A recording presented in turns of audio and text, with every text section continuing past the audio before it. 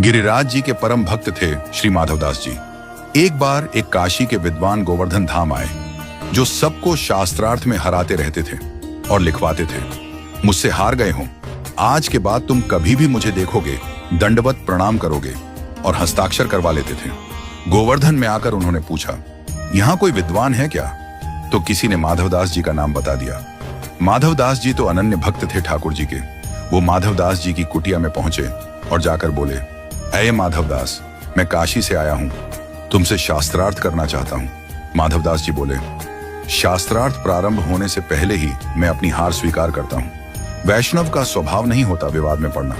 उन्होंने कहा, पत्र लिखो इस पर पूरा कि गोवर्धन धाम में मैं इस व्यक्ति से अपनी हार स्वीकार करता हूं। आगे से जब ये कभी भी गोवर्धन आएंगे, इनके खाने पीने सोने की सारी व्यवस्था मैं करूंगा।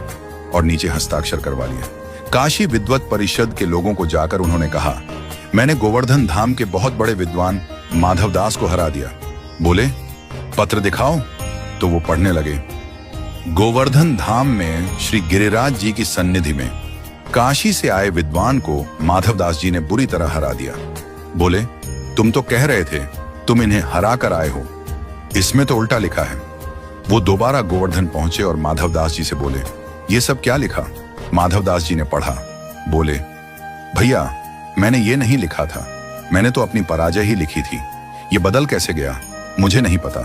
बोले, अब ये काम नहीं होगा, अब दूसरा काम होगा।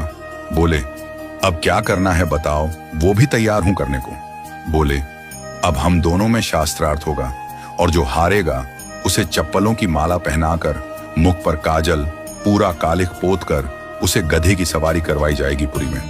माधवदास जी बोले, मुझे स्वीकार है, मैं शास्त्रार्थ नहीं करना चाहता, मैं हार गया। आप गधा बुला लो, माला बना लो चप्पलों की, जो कालिख पोतनी है कर दो, मुझे बैठा के सब घुमा लाओ। और माधवदास जी बोले कि इस सबसे पहले मैं एक बार 5 मिनट के लिए गिरिराज के दर्शन करो। विद्वान से बोला, जाओ जल्दी करके आओ। जैसे ही माधवदास जी गिरिराज जी के दर्शन के लिए गए, गिरिराज जी माधवदास जी का रूप बनाकर बाहर आ गए और उस ब्राह्मण से बोले, हाँ भाई, करो अब शास्त्रार्थ। और गिरिराज जी ने शास्त्रार्थ में उस विद्वान को बुरी तरह हराया, माला पहना दी चप्पलों की, मुख पे कालिख पोत दी और गधे पर बैठाकर उसकी सवारी निकाली। इतने में ही माधवदास जी असली वाले दर्शन करके बाहर आए। बाहर आकर देखा तो क्या पाया, गधे पर वही विद्वान बैठा है। माधवदास जी बोले, ये तुमने क्या किया? मैंने तो 5 मिनट का समय मांगा था दर्शन का, तुम खुद ही बैठ गए, खुद ही